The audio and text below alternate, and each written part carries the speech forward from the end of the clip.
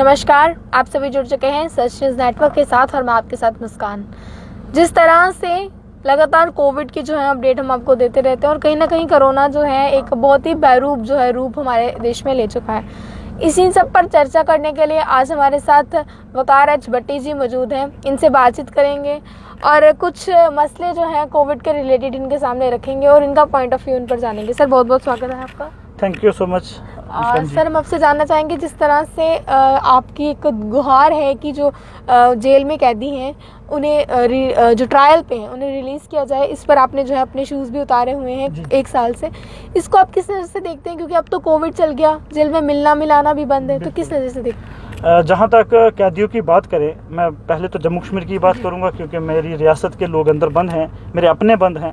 वो किसी भी धर्म से हों, किसी भी ज़ात, किसी भी कलर, किसी भी रंग से हों, अगर वो बेगुनाह हैं तो उनको आप जेल में नहीं रख सकते हैं। मैं जेल में था 2020 में, मैं रिलीज़ हुआ हूँ और मैंने शूज़ उतार दिए थे। उस दिन से आज दिन तक मैं नंगे पाँव चलता हूँ, चाहे गर्मी हो, बारिश हो, बर्फ़ हो, जंगलात हो, हर जगह मैं पैदल जाता हूँ। आज के टाइम जहाँ मेरे खुद घर के लोग 8 से ज़्यादा लोगों की जान चली गई है, उस टाइम भी मैं बिना जूते के ही चल रहा हूँ। हर एक मुझे सवाल पूछ रहा है कि अभी तो आप शूज़ पहन लो, अभी आपके फादर की डेथ हुई, आपके रिश्तेदारों की डेथ हुई, आपकी फैमिली की डेथ हुई, इस हालात में आप शूज़ पहन लो, आगे पीछे जाना पड़ता है ऐसे हालात में। कोविड है फिर भी आप शूज़ नहीं पहन रहे हो, हेल्थ प्रॉब्लम हो जाएगी आपको। तो मैं सिर्फ यही बात कहता हूँ कि जो दर्द जो कैदी हैं, जो जेलों में अंदर बंद हैं, वो महसूस वही कर सकता है जो जेल में रहा है। जिस तरह से कोविड चल रहा है तो मिलना मिलाना भी बंद है, किस तरह से, क्योंकि जो ग्राउंड लेवल पर हैं उनके सवालात सब एडमिनिस्ट्रेशन से करते हैं, उनकी बातें सब करते हैं, उनका दर्द भी सबको दिखता है। जिस तरह से बिजनेसमैन के बिजनेस बंद है इस समय, उन सबका दर्द दिखता है और ये सब जो क्वेश्चंस होते हैं कहीं ना कहीं हम एडमिनिस्ट्रेशन तक रखने की कोशिश करते हैं। पर जो जेल में इस समय जिनकी बात अगर हम कर लें, वो कहीं ना कहीं अभी भी जो है नहीं हो रही है, एडमिनिस्ट्रेशन के साथ भी नहीं हो रही है। इसे आप किस नज़र से देखते हैं, इस पर आप क्या कहेंगे?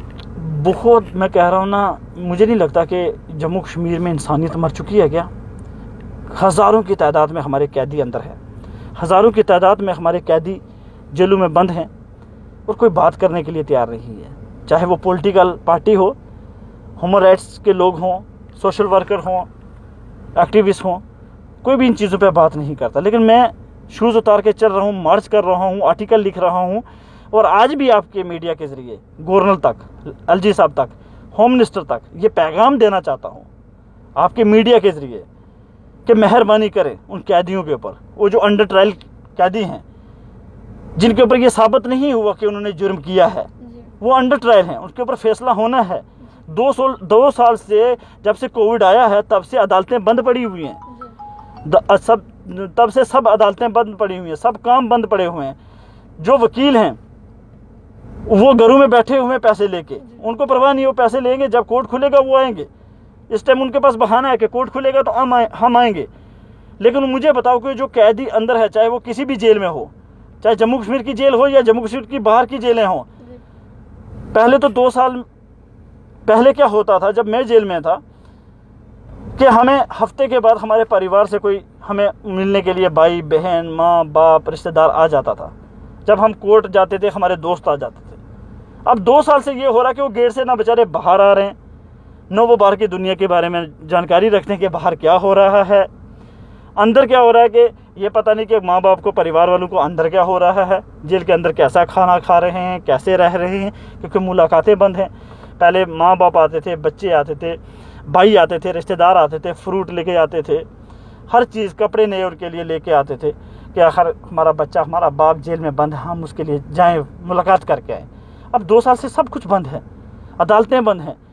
इस हालात में मैं कब से यही कह रहा हूँ, शोर मचा मचा के कह रहा हूँ, यहाँ तक कि बीबीसी ने कवर किया हुआ है, शूज़ उतार के बीबीसी ने भी इस चीज़ को कवर किया हुआ है। और आज भी हम यही आपके मीडिया से रिक्वेस्ट कर रहे हैं, एलजी साहब तक ये हमारा पैगाम पहुंचाएं, शेयर करें, होम मिनिस्टर तक हमारा पैगाम अगर ये जाता है तो हम हाथ जोड़ के रिक्वेस्ट कर रहे हैं कि जितने भी हमारे, चाहे वो सियासी कैदी हों जो कश्मीर से आपने बंद किए हों, चाहे जम्मू के जो अंडर ट्रायल हमारे कैदी हैं, इन सब के ऊपर रहम खाए, ह्यूमन बीइंग, इंसानियत के लिए आप इनको रिलीज़ करें, प्रोल पे छोड़ें।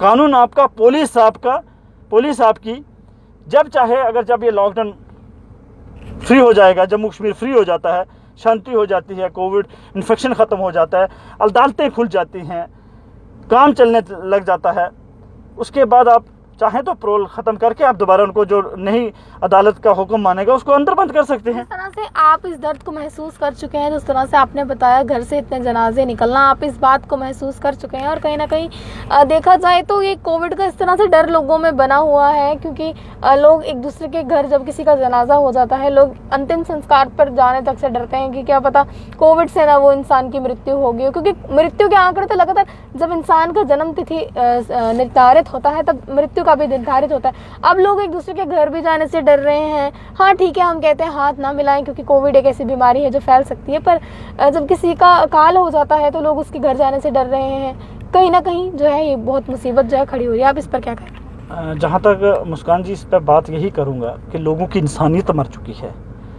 मैं अगर इस्लाम धर्म की बात करूँ या हिंदू धर्म की बात करूँ, अगर आप ऋग्वेद उठा के देखेंगे, आप गीता, रामायण, महाभारत उठा के देखेंगे, अगर आप कुरान और हदीस को देखेंगे, हर जगह एक चीज़ ज़रूर लिखी हुई है बीमारी के लिए कि जब ऐसी बीमारियां हों, ऐसी बीमारियों में आप अपनी हिफाजत ज़रूर करें, अपनी जान बचाएं, लेकिन इसका मतलब ये नहीं है कि इंसानियत छोड़ दें।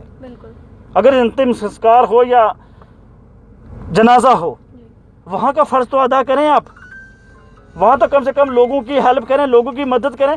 मुझे बताएं आप, अगर आज आप ये काम कर रहे हैं, किसी के जनाजे पे नहीं पहुंच रहे हैं, किसी के अंतिम संस्कार पे नहीं पहुंच रहे हैं, किसी के घर में जाके उसके लिए खाना तक नहीं बंदोबस्त कर रहे हैं, उसके हालात नहीं पूछ रहे हैं, उसके बच्चे भूखे हैं ये नहीं पूछ रहे, इसलिए कि इसका घर वाला, इसका बच्चा, इसका बुजुर्ग, इसका बेटा, इसकी बेटी कोविड इन्फेक्शन की वजह से मरी है या हॉस्पिटल में है, आप उसको छोड़ देते हैं, बाइकआउट कर देते हैं, इतना कि उसके घर की तरफ देखना पसंद नहीं करते। तो याद रखना कि रब्बुल आलमीन वो चीज़ आपके घर तक भी लेके आएगा, आप कितना भी छुप छो। अगर आप चाहो तो जंजीर की बेड़ियां लगा दो अपने मकान की तरफ, अलमारियों में पैक हो जाओ, लोहे के अंदर चले जाओ। जब फरिश्तों ने आना है ना, तो आपकी जान वहाँ से भी निकालनी है। अगर आप किसी की मदद करेंगे, इंसानियत की, आप ह्यूमन बीइंग की मदद करेंगे, उनके लिए खड़े हो जाएंगे इस कोविड के टाइम में, इस बीमारी के टाइम में, तो याद रखें रब्बुल आलमीन, वो जो कायनात का मालिक है, वो ईश्वर आप सबकी मदद करेगा, आप सब पे करम करेगा, आप सब पे रहम करेगा, आपको कुछ नहीं होगा। चलिए एक आखिरी और अहम सवाल, अब आप ये इस तरह शूज़ उतार के, अब जिस तरह से जेल के कैदियों के लिए गुहार लगा रहे हैं, उनकी आवाज़ एडमिनिस्ट्रेशन तक रखने की कोशिश कर रहे हैं, ये आप कितनी देर आगे इसी तरह चलाएंगे? क्या इंशाल्लाह मैडम जी, जब तक ये अंधी बहरी सरकार नहीं सुनेगी तब तक मैं शूज़ उतार के ही रखूँगा। ठीक है, लोग कहते हैं कि इस सरकार को कोई फ़र्क नहीं पड़ता, 370 के बाद हमने शोर भी मचाया, रोना भी रोया, बंद भी रहा, तो इस सरकार को तो कोई फ़र्क पड़ता नहीं, ये भी हकीकत है। लेकिन एक चीज़ है कि कम से कम मैं जम्मू कश्मीर की आवाम के लिए ज़रूर कहता हूँ कि हम अपना मकसद जारी रखें। जीत हमेशा हक की होती है, सच्चाई की होती है, और मुझे खुदा पे यकीन है, रब्बुल आलमीन पे यकीन है, कामयाबी एक दिन हमारी होगी, हक की होगी, सच की होगी। और दूसरी बात कि मैंने अगर शूज़ उतारे हैं, मैं कुछ कर रहा हूं, तो उन जम्मू कश्मीर के नौजवानों से भी ये कहूँगा कि तुम भी कुछ ना कुछ करो, क्योंकि एक दूसरे को मोटिवेट करना भी आज के हालात में बहुत ज़रूरी है। बिल्कुल, समय देने के लिए बहुत बहुत शुक्रिया। ये थे हमारे साथ बातचीत करने के लिए वकार एच भट्टी जी। जिस तरह से ग्राउंड लेवल के मसले तो हम आपके सामने रखते ही हैं, और कहीं ना कहीं ये बहुत ज़रूरी हो जाता है, जिनको ट्रायल बेसिस पर जो है लिया हुआ है जेल में, जो बेगुनाह हैं, किसी चीज़ की सज़ा काट रहे हैं, वो गुनाह उन्होंने किया है या नहीं ये तो कोर्ट डिसाइड करेगा। बट हाँ, जिन्हें ट्रायल पे लिया हुआ है, कोविड की सिचुएशन चल रही है, किसी का पता नहीं कब क्या हो जाए, तो उन्हें जो है ट्रायल बेसिस पे जिन्हें लिया हुआ है, उन्हें थोड़ी देर के लिए जो है घर भेजना चाहिए। इसी के साथ मुझे दे दीजिए इजाज़त और जुड़े रहें सच न्यूज़ नेटवर्क के साथ। जय हिंद।